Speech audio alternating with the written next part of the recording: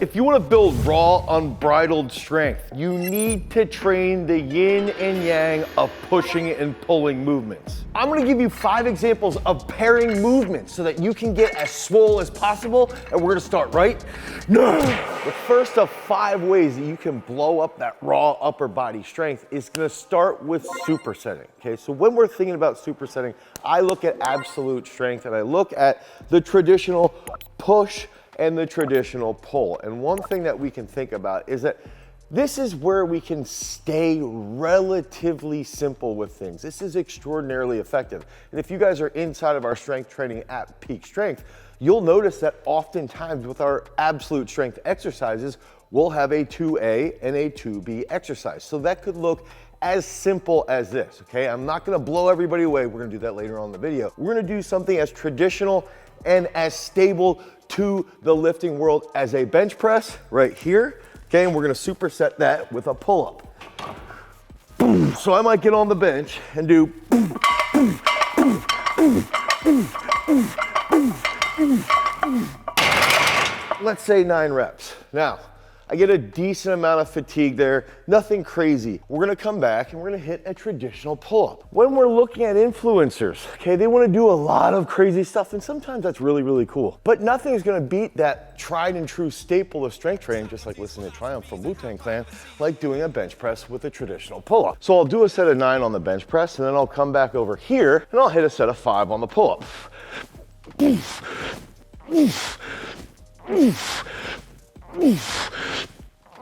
And what ends up happening is that I'm going to start to strengthen my upper body. I'll rest about 1 minute to 1.5 minutes, and then I'm going to target my upper back, and I'll rest about another 1 minute to 1.5 minutes, and I'll actually have really good recovery between sets of each specific exercise. Supersetting in the very traditional sense is one of the absolute best ways to develop strength, power, and athleticism. So the great thing about supersetting is the ability to add volume. Volume is a pivotal aspect to developing a large amount of strength. You're gonna be able to put your muscles under more mechanical tension, and in turn, you're gonna get more work done. So over a long period of time, not only is your strength gonna increase, you're also gonna have better localized muscular endurance. You're also going to have more volume-based training that's gonna help you improve your impulse expression. So think about force over time. If we can get more work done, we're gonna get stronger. If we use the right types of training, we're also gonna be able to exhibit a large amount of force in a short period of time consistently. One of the big factors here is that we're using volume to increase speed, to increase strength, to increase impulse, and to increase that specific muscular endurance. So what happens when you want to use a superset around an antagonistic muscle? And what happens when we want to really dial in and focus on the push? So we're going to do a bench press, okay? Preferably with 3 more plates on each side. We'll get set here. 1, 2, 3, 4, 5. Pretend that's 315. Now, one of my favorite ways to do like a strength-based superset is that you hammer out some heavy triple, heavy set of 5.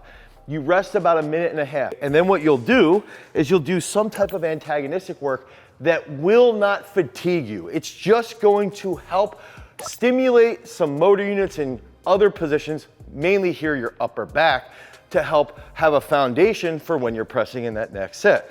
So we'll get set here, and we can just do simple reverse flies with our power elastics available at garagestrength.com. So we'll use this, and we might do 7 to 9 reps. It's going to be relatively easy. I can feel it.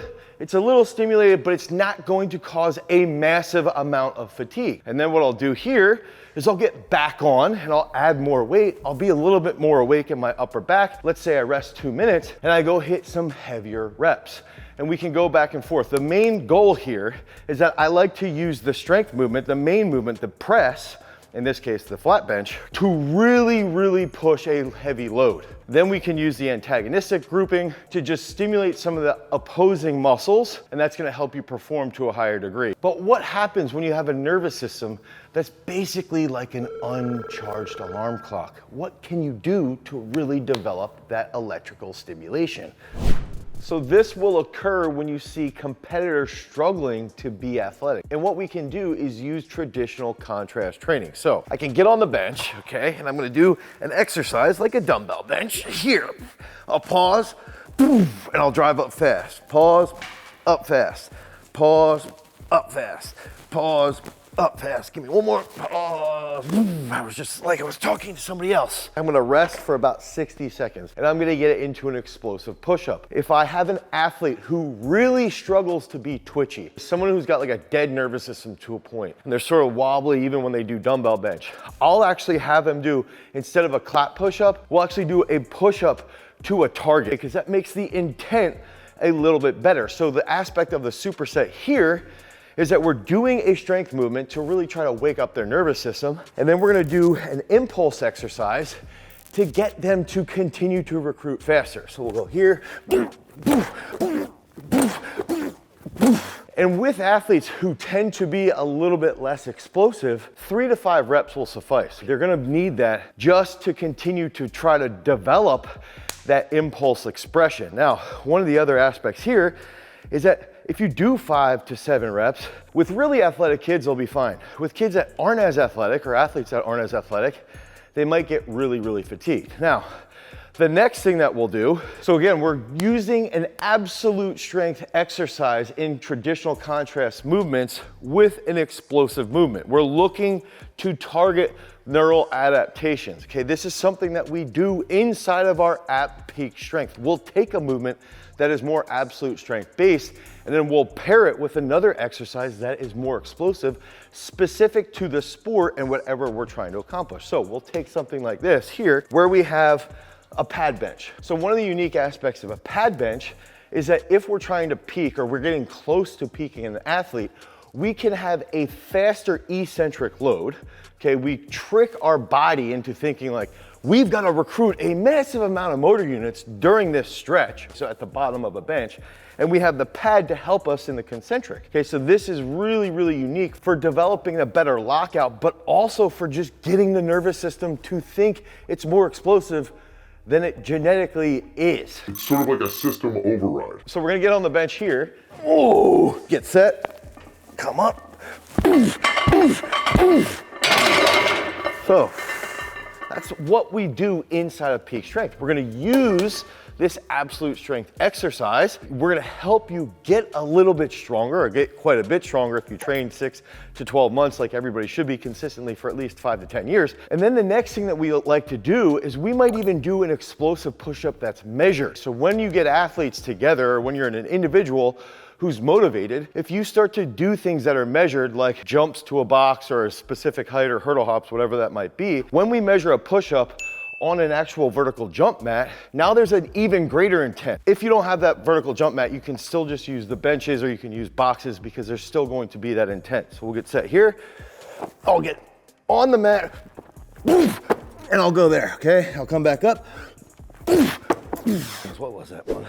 16.8. So you can get these readings, and that's going to help motivate you to be as explosive as possible after you hit that big absolute strength movement. This is exactly what we do in peak strength. The whole purpose, with over 700 different exercises, is that we're periodizing the entire system based around your sport, based around your needs, based around your equipment. We formulate these workouts so that you have a better approach to your sport-specific training. So head over to peakstrength.app, the Google Play Store, the Apple iOS Store. You can download Peak Strength today.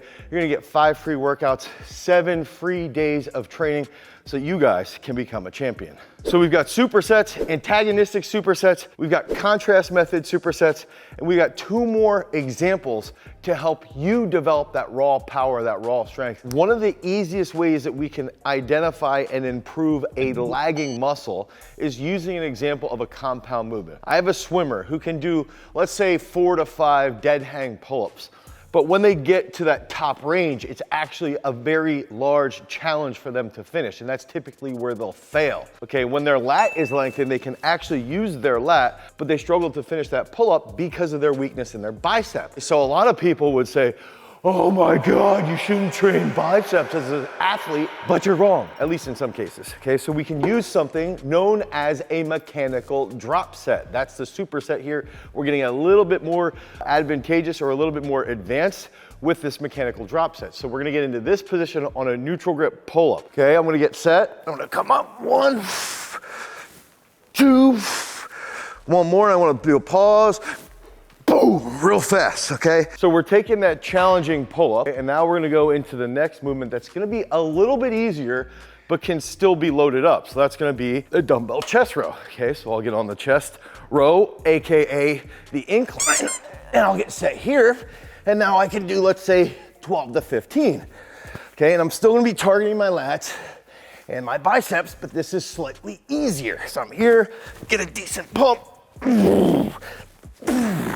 And now, the next aspect I'm gonna finish is gonna target that lagging muscle. So we wake it up with that big time compound movement. It's gonna be a little bit more challenging. We keep targeting it with this next exercise. It's a little bit easier with the chest row, and we finish targeting it with something like a hammer curl. So we can do this for, let's say, 17 to 25 reps. So this is a mechanical drop set. You basically start with a challenging exercise and you do 3 exercises, working easier as you go through those 3. It really blows up that lagging muscle. Ooh, I've already got a pump. And you can do this for like 4 or 5 sets. And then all of a sudden, after 6 to 8 weeks of doing this, now you have a swimmer who can finish those neutral grip pull-ups because their biceps are stronger. They can handle more volume in their lats, and in turn, the stroke in the pool starts to exhibit more power output through the full range of motion because they can get more volume on the pull-ups from the mechanical drop set. So it's a unique method that we can take from the bodybuilding world and really apply it to sports performance. So we've got those supersets, we got the antagonistic supersets, we've got the contrast training, and now we just finished with the mechanical drop set. So this is gonna take us to our 5th and final sweet superset method. And again, all these methods I like to use in specific scenarios, and we've got to analyze as a coach or as an individual which scenario is most pertinent to me or most pertinent to my athlete and where they're at in their journey. Okay, so this one is going to be a bit more focused on pre-fatigue, okay? And I do think that pre-fatigue can be used in a similar method to mechanical drop sets. But let's say we have a lagging muscle. We would use the mechanical drop sets in more of a high volume phase, like the comprehension phase, and we would use pre-fatigue more so when we would get into the ascension phase. So I'm gonna do an exercise, the miracle grow. It's not a dumbbell pullover and it's not a skull crusher, okay? It is a miracle grow. Maybe that's a video for the future. Comment down below if you wanna see that video. I'm gonna lengthen the heck out of my lats and my triceps, and that's going to pre-fatigue my triceps. And then I'm gonna show you what exercise we would do next. So get set, hold that diamond, get here, come over, deep, deep, deep, pull up, okay?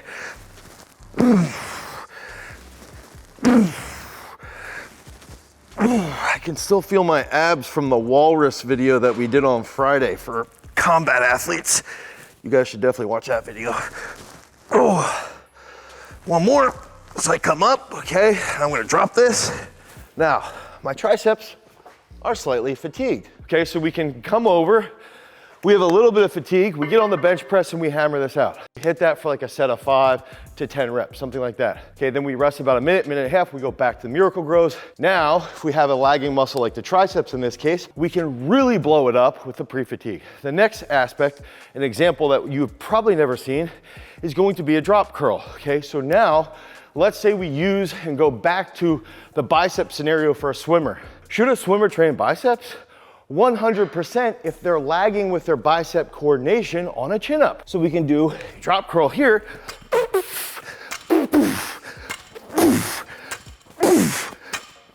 And really wake up an individual. Think about a wrestler and they get this super soft underhook, okay? But now all of a sudden they know how to get explosive. They've got that trunk control from that drop curl, and they can start to hammer that underhook and get heavy on somebody's head. And we're gonna pair this with a pre-fatigue scenario with a chin up. So we're here, 1, 2, boom. 1, 2, boom. 1, 2, boom. Okay, so these are 2 examples of pre-fatigue scenarios. You've got to recognize where your weakness is and you've got to periodize this as effectively as possible. Because remember, freaks, if you want to become a champion, you've always got to cultivate your power. Peace.